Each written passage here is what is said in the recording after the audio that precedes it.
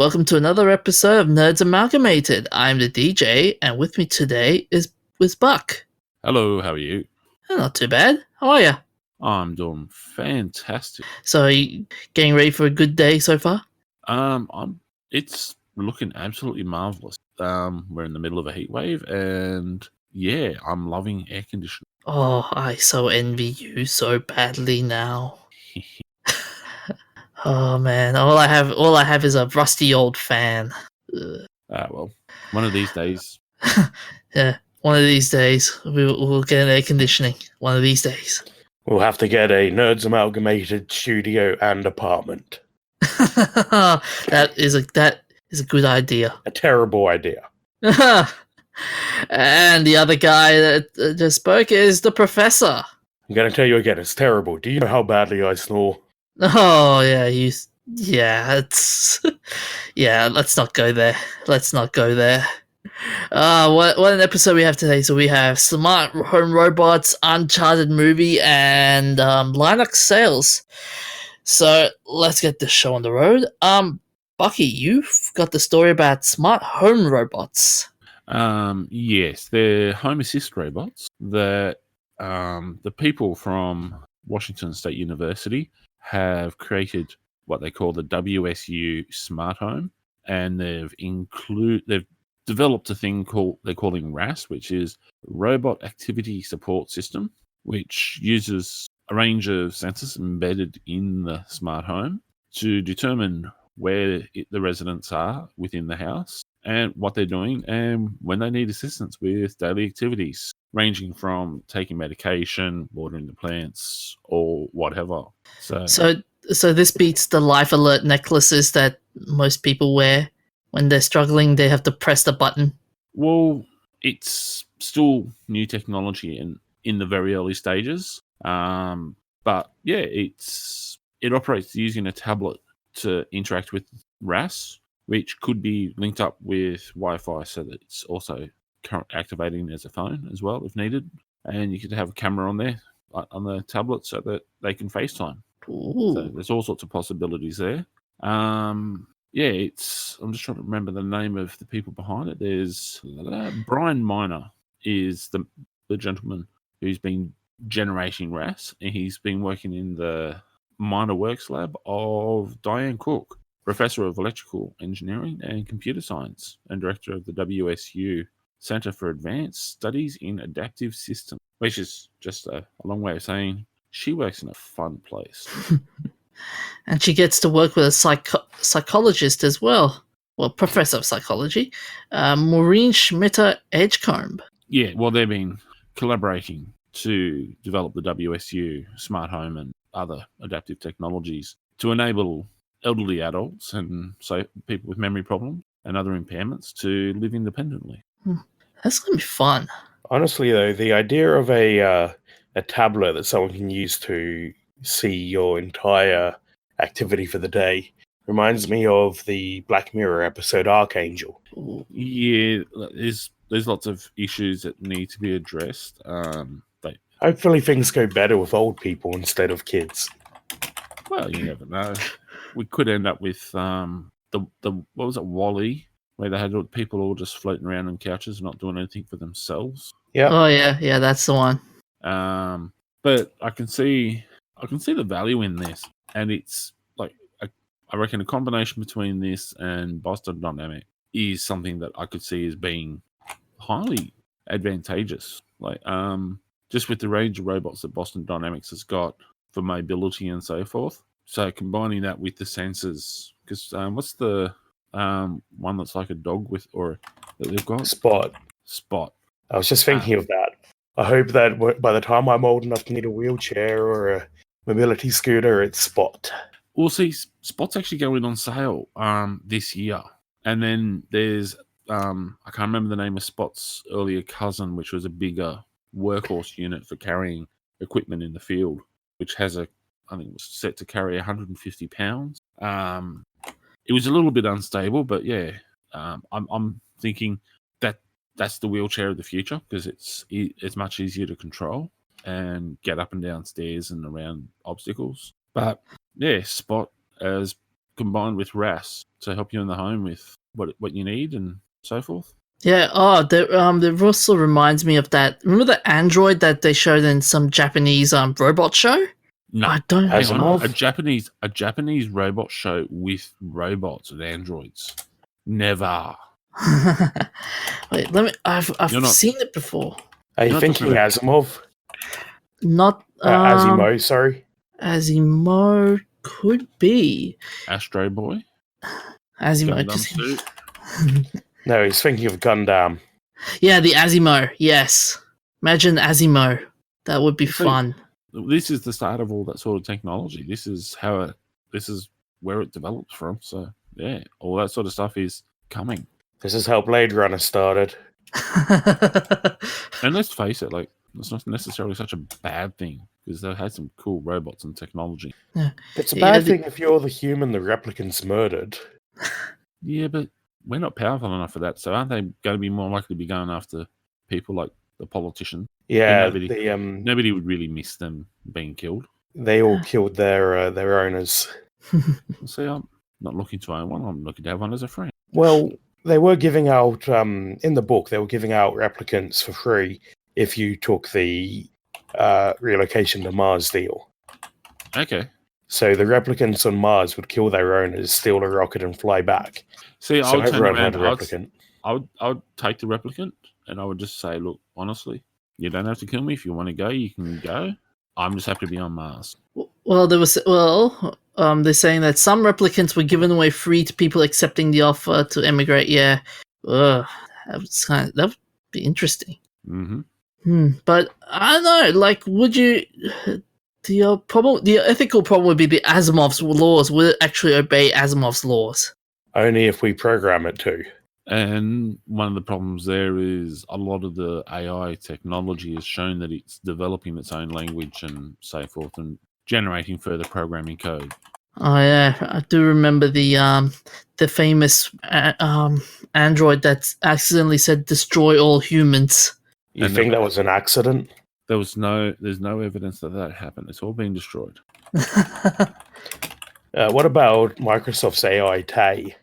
Oh, how Yes. could I forget that? 24 hours from sweet innocent robot to racist. Yes. And there's also we got the smart technology liquid metal where you can program different shapes but store it as a liquid, then pour it out and it takes the shape as you require. You electrocute it or you use nanotechnology or whatever. That'd be cool if you could carry a car in a bottle, and then you're heading home from the pub, and you're just like, right, pour out my bottle, get a car, off I go. I don't. Well, Presumably, it'll be a self-driving car, of course. It would have to be a pretty big bottle as well. Mm-hmm. You're telling me you don't carry one of those office water cooler things around with you all the time? No, sorry. But if you got Spot from Boston Dynamics, he might be able to carry it for you. At which point, would you really need a car? He could carry you. I'm still waiting for my jetpack. Well, here's the thing with jetpacks. You burn your legs off. Oh, there was a guy who's actually got one. Got like some rocket technology where it's actually similar to the Iron Man suit, where you have special boots that you put on, which are where the rocket propulsion comes from. You have a backpack which holds the fuel, and arms have other ones. Or there's the hover suit, which is where you step into it, and it's got the two big fans. So there's already technology out there that does that sort of stuff. Personally, I prefer the one with fans. Speaking of AI being learning itself, I did remember a story a while back, which they had the AI was learning so quickly that the developers were saying like, "Okay, shut it down." Yeah. That sounds more like a bad sci-fi plot. Oh yeah. It's like GLaDOS. GLaDOS only took like 0.3 seconds to start trying to kill everyone. And then we have to watch out for Hal. And Skynet. Mm-hmm. Oh man. Funnily enough, there's actually a company in Australia that's an internet service provider called SkyMesh. There are actual companies that have products called Skynet. Yeah. Some existed before the movies. Yeah, there's an internet service provider that called SkyMesh, and then there's another company that's actually like a beauty therapy and dermatologist, which has got the umbrella logo. I think I've seen that before. Yeah, Sky Mesh. But yeah, Would you get one though, guys? what, a robot? Or Yeah, a jetpack, or where are we talking about now? the robot. Yeah, without a doubt. I want a robot. Then I want to have actually friends. I want Spot as a companion and his cousin instead of having a car, because he can go anywhere. Onwards, noble steed. Who cares about speed? If you're sitting there, you can be doing your work wherever you are. No, I said noble steed. Ah, noble steed. Sorry. Yes, and then hey, actually, what is it? Hyundai has got the car on legs. There you go. Combines Spot with the Hyundai car. Here's that AI learning itself shut down that Buck was earlier talking about. But, So it was basically Facebook was trying a new AI and it started its own language and people were like, oh my god, shut it down. There's a lot of controversy about that, where people are saying, a lot of the stuff that people were saying was happening wasn't happening. Yeah, it sounds That exaggerated. sounds like a bit of a government conspiracy to cover up. I think the Penguins just didn't want us to know that they were taking. Penguins behind the greatest evil robots. They're the ones with the technology. They built the pyramids while everyone else was still playing with sticks and stones and trying to work out how to build a fire. and developed a wheel. Oh, no, they showed us the wheel. They wanted us to speed up production in the pyramids. Speaking of the wheel, moving along. I've got a topic about the Uncharted movie. Okay. What does that have to do with wheels? Oh, in terms of moving along, we are moving along with the wheel. Oh my god, that's even worse than I thought. Uncharted, isn't that the Drake? Yeah. Yeah. So, and that he usually has the emblem, which was or the thing from Captain Drake, which is like a little ship's steering wheel. Yeah. Yes. Let me just give it a sec. You mean the logo behind? You mean the logo? No, well, he actually wears a talisman thing, which is from his ancestor Drake. Have you not played this game as well? I have not. I think I see it. I think I see it.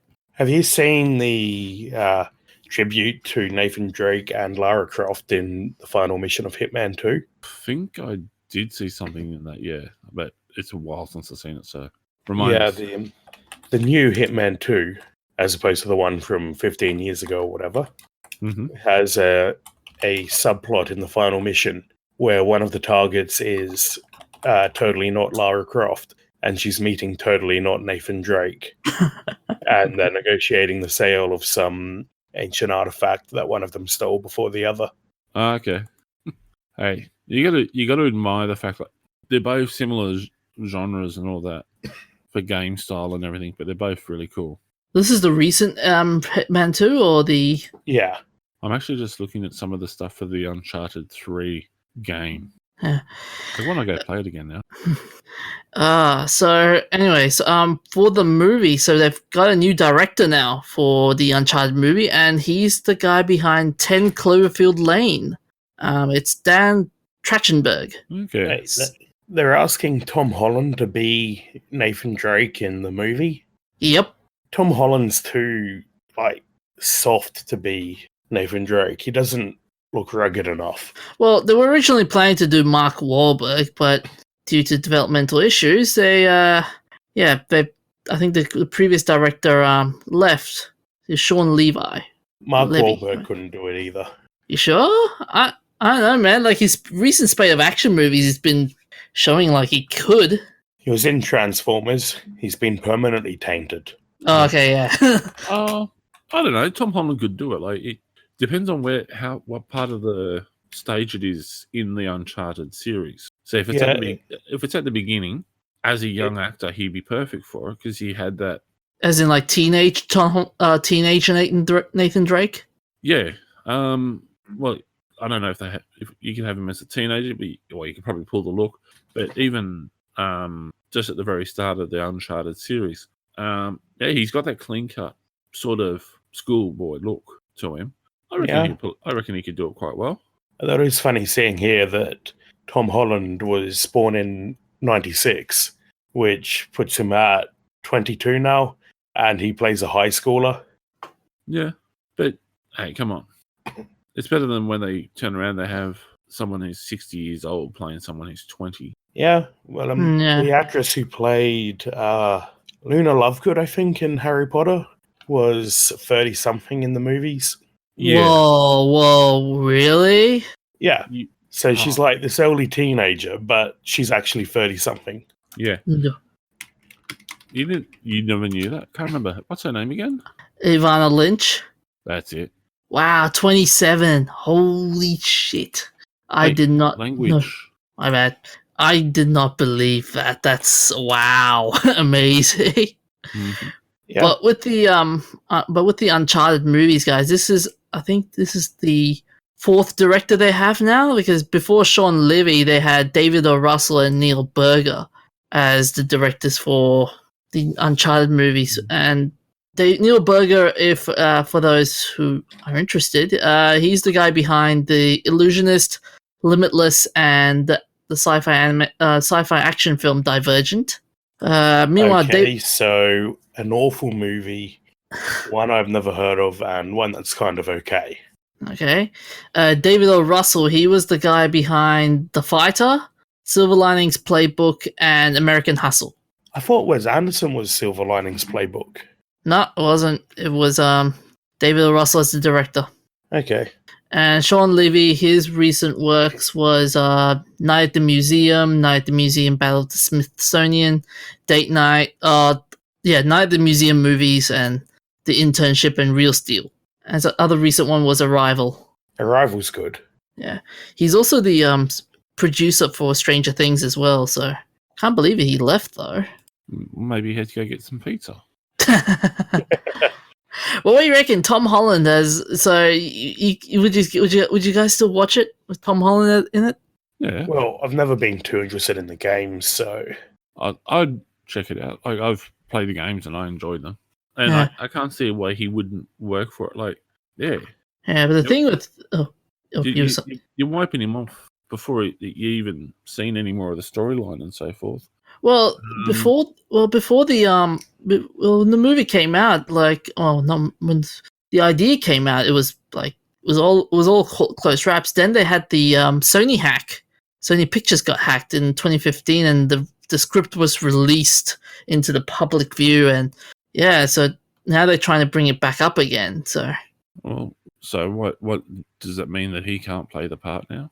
well, Tom Holland can play the part. They're saying here, they're saying that it's gonna be the movie's gonna be a prequel to the games, basically. Okay, so it's a young Nathan Drake. Yeah. So he'd be perfect for it because young Nathan Drake was a pretty boy street kid who used his looks and all that and being intelligent and capable as a young thief to survive. What worries me about it is that they've had 4 directors so far. Mm-hmm. And have you ever seen a good movie that's gone through that many directors? I've seen bad movies that have had one director. I've seen bad movies that have had multiple. I don't know. I reckon if you want to save it, we take it across and we give it to Spielberg or someone like that, and we'll end up with a masterpiece. Oh, I was thinking Imaginarium of Dr. Parnassus, but that was one director. Dang. Yeah, that just had multiple people playing the one role after the tragic passing. Yeah. But I can't see any reason why there'd be a problem with him. Like, you could still end up being a good movie. Like, have they started filming yet? Nah, it's still in the works. So it's still all pre-production and then just arguing about who's going to be doing it and that sort of stuff. So yeah, it's not tainted in any way. Yeah, it's saying that it's chronicling his first adventures with the professional rogue Sullivan. So okay, that'd be fun. Yeah, so it's saying that the studio is aiming to have this one shooting before the end of the year, though it will have to figure out Holland's promotional schedule for Spider-Man: Far From Home. So who cares about that? It's a flop already. But yeah, I'll be interested to see this as well. So it'll be an interesting movie to watch. Actually, who was the director for Aquaman? Jason Wan. There you go. We just get Jason Wan as the director. Oh, he's good. He's a really good director. Oh, Jason Wan as director, and who was the Pirates of the Caribbean producer? Give me a second. The first I had a lady who must be late 50s at work who told me today that she went to see Aquaman just because it's got Jason Mamoa in it and he looks hunky. Whatever that means. Whatever that means. Yeah, just because we get told we're chunky. I don't know, man. Him doing the Hawkeye premiere, I don't think he looked chunky at all. No, I said we get called chunky. I was just saying about the professor saying. Don't pick a fight with hunky versus chunky, DJ. Don't pick a fight with Momoa.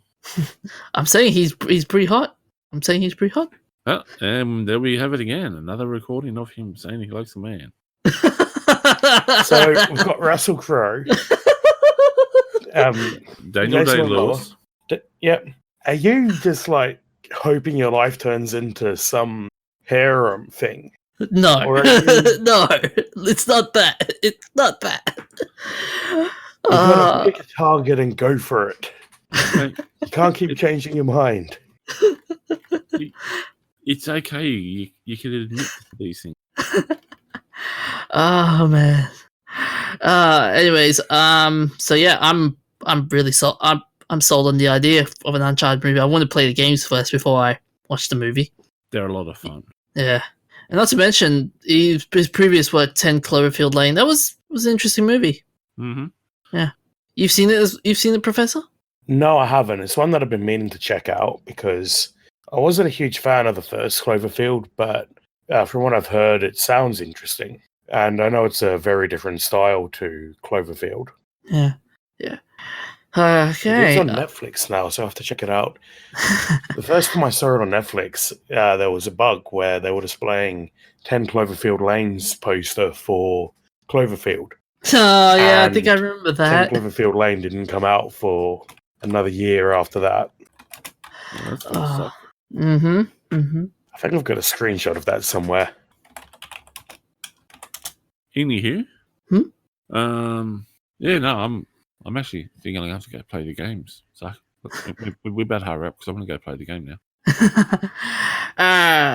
So the last topic for the night is Professor. You've got a topic about Linux sales. Yeah, Ben Golis, who worked with Uber, the games company, not Uber, the cars people, on Planetary Annihilation. He says in a tweet that they shipped on Windows, Mac, and Linux. Linux users were a vocal part of the fan base, but in the end, Linux users only accounted for 0.1% of sales, but he reckons more than 20% of auto-reported crashes and support tickets. Okay. So in a follow-up tweet, he reckons that it cost them hundreds of thousands of dollars for a few $100s of sales. Yeah, it's one heck of a thread. Yeah, it's really unfortunate that that it's such an issue because Linux could be great. It would be really nice to have a serious competitor to Windows and Mac. Not that Mac's really a competitor because you can't really run it on anything you want. And Steam's Valve is doing a good job on Proton, which is their modified Wine framework for running Windows games on Linux. But it's just a shame to see that the statistics are so poor because that just gives developers an excuse to skip Linux, which will, in the end, mean Linux loses market share and the year of the Linux desktop gets pushed back by another 3 decades. Oh, so would you say that Linux's days are numbered in terms of relevance? Not at all? No, not at all. It's just that I think it's a setback that the Linux port of this game performs so poorly because it's discouraged people from moving to Linux. Linux's days will never be numbered. it's still the most used server operating system in the world. Most of the internet runs on Linux. Yeah. It's Linux in the consumer space that has issues. Yeah, that's the problem with the market when it comes to Linux. It's people are still ambivalent on that on the whole concept. Yep. What would you propose? How would you propose to improve the sales of Linux? If you Well, were you don't really sell Linux, but but if you mean the issues with the games running on Linux, yeah, I think I'm not like really deep into the engine side of things, so I'm not an expert on this. But I think the big things that would help Linux in the gaming space are a better framework, which Valve is working on to run games, better graphics driver support, which has improved massively in the last couple of years too. And I think the big killer on getting games to run on Linux is just that it doesn't work out of the box. So I don't know how you'd make that work, some sort of VM or something, but the games really just need to work out of the box on Linux. And they can't because Linux is so split up and fragmented. yeah, that is a bit of that will be an ongoing issue when as the years go on.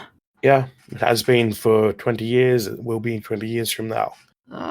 The thing you got to remember though is like everyone's happy with Windows now, but it took how long before DOS was game friendly, and then because a lot of them at the start it wasn't, and then games were built for DOS, and then Windows came along, and then they started to have to build games that were Windows friendly. So yeah, it's just we are getting better at the whole cross-platform thing too, because back in the day, like 20 years ago, you'd compile a version for Windows, compile a version for well, you couldn't compile for Windows because it wasn't a thing yet, but you compile for the different versions of DOS, CP/M.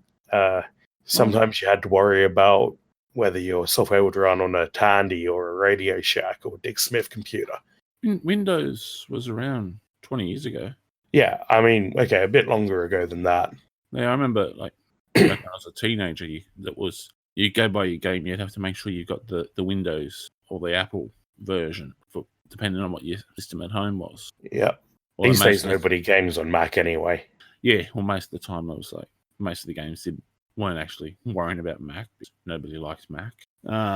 Yeah, so yeah, it's just a matter of just they've just got to tidy up their system, and the games have just got to they're pushing the games further and further on the ability and the graphics, and forgetting the fun and the content. So maybe ease back on some of the render and focus on actually making it a fun game again. That's my problem with game development in general. Yeah, well, I can see that's probably the major part of the crux here is with the graphics failure and the fragmentation. If they didn't have such high graphics requirement and focus more on the quality of the games will probably become a lot more fun. Yeah, tell that to the guys at Bethesda that they'll say, "What quality? Oh, what's that? Huh? I don't know what you're talking about." I was just going to pull out my laptop because I'm running Debian on that, and I was going to check how many of my Steam games are like supposed to work out of the box, but my laptop's flat, so. Mm-hmm. Oh man, quality. I don't know, man. Gaming now, I don't know. Gaming, it's good. Indie gaming is growing at a good rate, but big name gaming's it's just dying. It's dying badly. That's always the way though with a lot of the gaming companies. When you look at a lot of the different gaming labels over the years, they reach a critical mass and they either implode or they go back to what they were good at, which is the reason why like Sega they've been around for decades, because they got to a certain point where they had their game systems and consoles, and they started to forget about the fact that it's got to be about the game and the game's got to be fun, and then they imploded in on themselves, and then now they're starting to make great games again. Like we're getting a lot of the old games that we used to play, where they got newer versions coming out and newer editions. Like, Yeah. look at Street Fighter was a Sega game? No, it's a Capcom. That was Capcom? You know, I wouldn't be surprised if we have another sort of indie renaissance soon. Yeah. Because we had the big indie time about 6 years ago, where everything was indie and everyone and their dog had their own indie game. But if you look at the performance of AAA games in the last year or two, I think they're getting less popular. So I wouldn't be entirely surprised to see sort of a small studio as opposed to completely indie, but small studios like Uber, who made Planetary Annihilation, I think are probably going to come to the forefront. Even small studios that made like Kingdom Come Deliverance, they rose to prominence very quickly last year, which was awesome to look at. Like the game engines they made and the graphics and even the quest making process was awesome. Every now and then there'll be a little gem that comes out, but honestly, and even as someone who is trying to make a game, the vast majority of indie games are pretty shit. But see, that's the thing though, is you want that free range approach to developing a lot of the games. Like, you got to remember, like, these small independent games are where we got things such as Quake, Doom, Nukem, all those sorts of games. They all started from these little indie games that were nothing, but were just shared around amongst people back in the day. And yeah, like we're talking, like I said about a couple of months back, like with the shareware stuff, that's how a lot of those games started. And it was, hey, here's a fun little game. If you like it, send us some money so we can keep producing this stuff. And everyone jumped on board loving these different games. And yeah, like Duke Nukem went absolutely, these days would say viral, but back in those days it just exploded, and everyone was like, this is cool. Well, that's also before the age of AAA games, really. Yeah, but you had your Segas and your you had some of the biggest Atari. Yeah. You had some of the biggest studios producing things such as like Leisure Suit Larry, and it wasn't on the scale and designed by committee blandness that you get from AAA these days. Yeah, but that's with all those sorts of AAA games. That's all because of that sort of independent sort of stuff. A lot of the guys who did the independent stuff for Duke Nukem, they kept working on it into the later versions of it, are still there. And you look at Duke Nukem now and Quake and all that, they're up there on the AAA game level, aren't they? Quake, it's still going. Yeah, still going. Yeah, still going strong. Duke Nukem was released had a new version released not that long ago. Wolfenstein. Oh yes.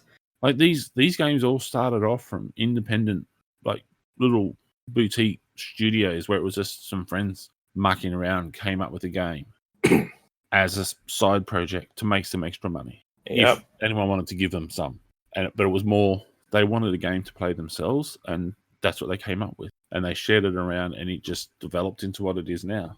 I say bring back the independent games. So I take it we're all predicting this year's E3 is going to be a lot more independent games.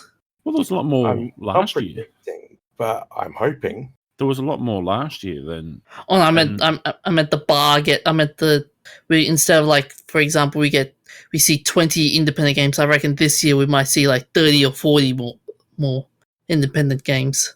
Well, I think they had more than that last year alone. We only saw a few of them in the main thing. Like they were saying, like there was, like if I remember correctly, that we saw like at least 20. Yeah. When we looked at the independent game studios, and they said, and we're not going to be able to cover all of the stuff that's come out. This is just our picks. Yeah, and that was where we had like the Shark Simulator. Oh yes. Like the Shark Simulator, it's still a mind blowing concept. Like the amount of fun that game is to play is just. I want it. I want to play it now. Yeah. Like you got that. You got the option of playing that, and the graphics and everything in that is great. It's fun. You got the option of that or Fallout 76. but you're wandering around on your own and doing nothing. What are you going to pick? I'll pick the indie. Yeah. Who doesn't want to play a game where you play as a shark that jumps out of the water to eat a fisherman on the jetty? And you get points for it. Okay, in the interest of time, let's move on, guys. Actually, before we go, so final thoughts, Professor. Final thoughts, guys, on the Linux gaming. Give me more Linux games and make them good. Yeah. Same with Buck. Same answer. Yeah, like Linux has got to up their game. Like they've got to step up on how they're doing things, and games have just got to start coming back into being what games are supposed to be about, which is fun. Yeah, I agree wholeheartedly. Anyways, so we've been playing some games lately. So, Professor, what game have you been playing? I've been replaying Celeste. Ooh. It's a seriously brutal platformer about climbing a mountain to face your inner demons. Okay. The developer just announced new DLC for it, like the final edition to the game, and I thought I'd try to catch up and play through the bonus levels that I haven't played before the DLC comes out. Mm-hmm. I like the color scheme of some of the level design. It's pretty cool. Yeah, it's got gorgeous art, amazing soundtrack. Mm-hmm. I'm just looking at some of the artwork here. It is. This is what I'm saying. Like, this is the fun stuff we used to have. Yeah, I actually think the soundtrack, like a lot of people think, but the soundtrack is a huge part of what carries the game. Mm-hmm. It even ties into certain levels where there's platforms that appear on certain beats. I'm loving the look of this. Have you spoken to us about this one before? I brought it up a couple of weeks ago before I was sick. I don't think have I mentioned it, like, have I played it on, like, for the show before? I don't think you have. You've had similar, but I don't think this one's one. I might have talked about it, like, just in general. Yeah, but looks really nice. So, in terms of combating the inner demons, how does that work precisely? Well, it's more of a plot point than an actual gameplay bit. Nice. But the thumbnail for the page that's in the show notes is sort of the cover art, and you can see there's the two girls. One of them's purple and one of them's red. The red one is the main character. The purple one is her inner demon, who comes out every now and then and chases her or says something mean. Okay. It's got a charming story, though. It's looking fun. Yeah. I might get that. All right, Buck. What game have you been playing? I've been playing The Witcher. It came up on crikey, who was it? Yeah, it came up on sale. So yeah, Humble. You said Bundle. Humble. Yeah, Humble Bundle had it on special. So I figured a game to play that just something to be fun to pass the time and give to charity. So yeah, been playing The Witcher Enhanced Edition Director's Cut. Oh, is it any? So what does that involve? I have no idea. I never actually played the original Witcher, so this is me catching up with where I should have been. But yeah, how are you finding it so far? Some parts of it actually pretty cool. It has its moments where some of it's a little bit stilted, but not in a bad way. It's just makes you have to think about what you're doing and pay attention. And overall, it's a lot of fun. I'm enjoying the idea that he's actually going around and trying to chat up all the different girls and get laid. So just like real life, eh, Bucky? I have no idea what you're talking about. Oh. What does that mean? We know what you do on weekends. I play games and listen to music and read books and write assignments. Oh man. Ain't nobody Bucky doesn't want to tell us that he's a Casanova. Oh. Ain't nobody got time for that. Oh man, that would be it's his alter ego. He's like Batman. Yeah, except I'm Fat Man. Nah. Anyways, guys, I've been playing Quake Champions recently, and it's been interesting with the recent updates for the game. So they've taken out the loot boxes and replaced it with a Fortnite-style marketplace system. And they've released some new champions as well. So their recent one name is Eisen. What's special Like about Eisenhower? No, as in Eisen from As in with the torrent. Hi, son. No, as in EISEN. Ah, But he's got an interesting ability, which is basically puts a torrent and let it do the firing. okay. But yeah, this new system looks interesting though. As in, second, let me find. Oh, here we are. No, come on. Quick game's a good game. Yep, here we go. Eisen. So his active ability is Sentry Torrent, and his passive ability is Repurpose. So You know it's what my basically active ability is? what's that? Sleeping. But yeah, I think this looks cool. I recommend people trying this game out, and yeah, I hope to see more patches coming out for this game. Okay. But I would like to see you guys play multiplayer. It'd be fun. It'd be just fun. Yeah, it's been a while since we have, hasn't it? Yeah.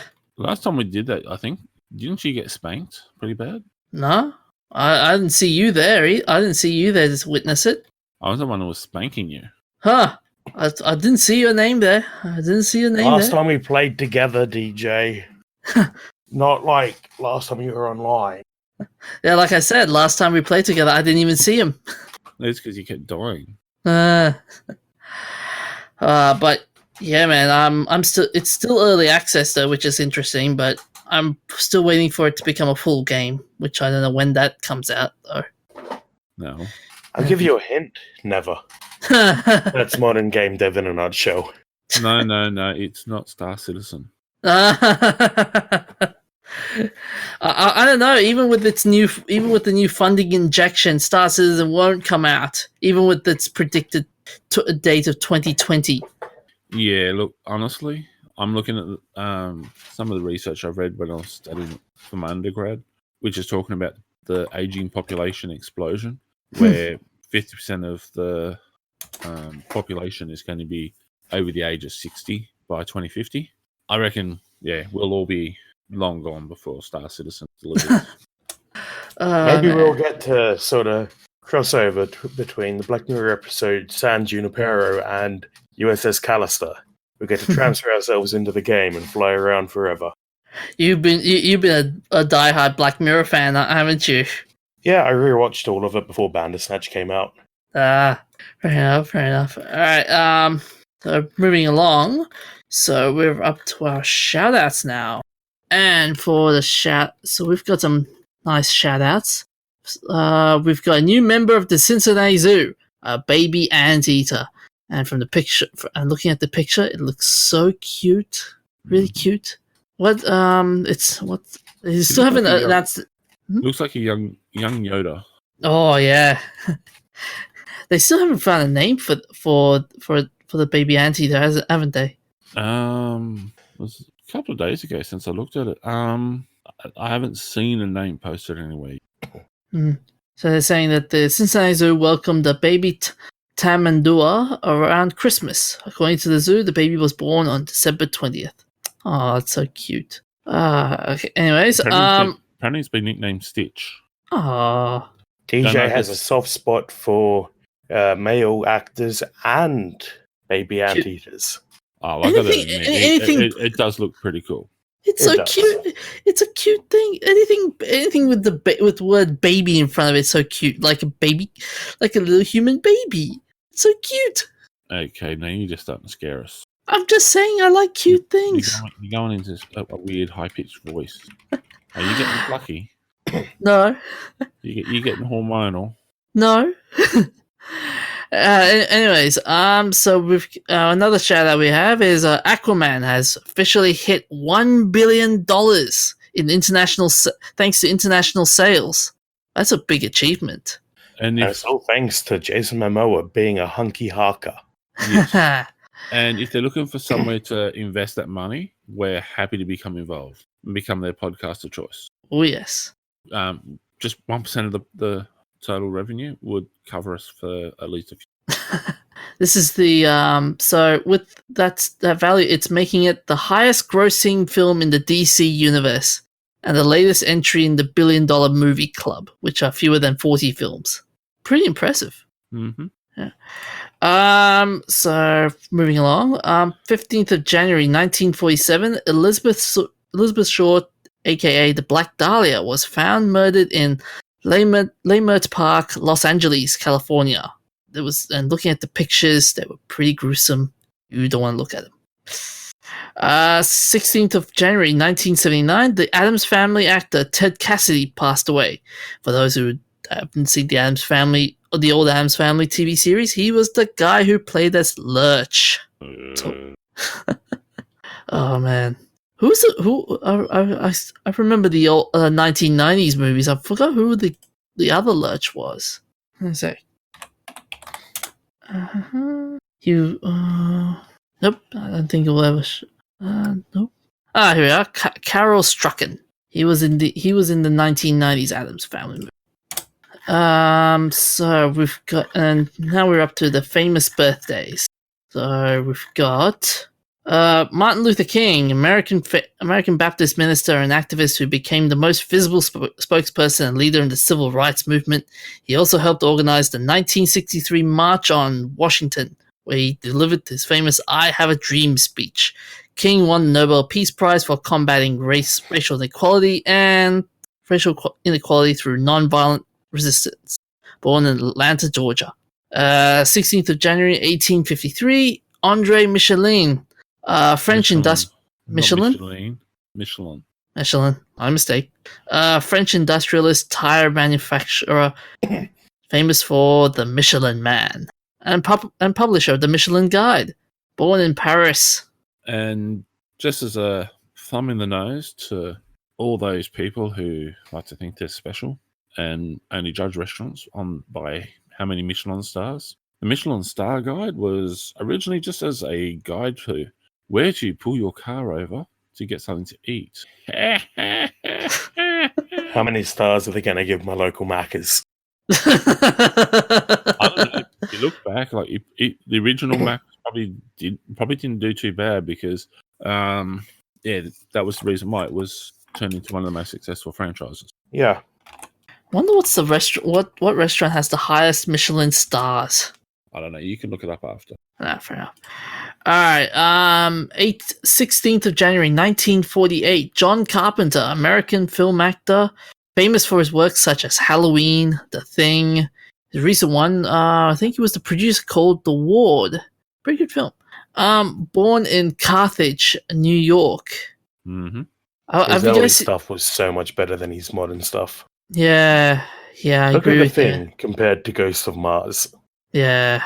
And vampires. Oh, yes. He was not the guy behind Dusk Till Dawn, wasn't he? No, that was Tarantino. Okay. Yeah. Pretty good movies John Carpenter did back in the day. I don't know about now, but yeah. Anyways, events of interest. So 15th of January 1759, a British museum opens to the public in Montague House, London. 15th of January 1861, improved hoistings apparatus patented by Elijah Otis, who invented a safety device that prevents elevators from falling if the hoist cable fails. And yeah, that was a pretty neat. That's a pretty neat invention. Possibly saved my coworker's life today. We got a text that he was stuck in the lift. The lift decided to shut and not open. And did the lift have air conditioning? I've never noticed if it does or not. But he wasn't in there for too long, though. Because I was just thinking that would be thanks to our shout out. Was it last week or the week before? Where we said thank you to the marvelous man who brought us air conditioning. Yep. Good times. 15th of January 2001, Wikipedia, a free wiki content encyclopedia, debuts online. And still can't use it for your assignment. It brought a lot of nightmares.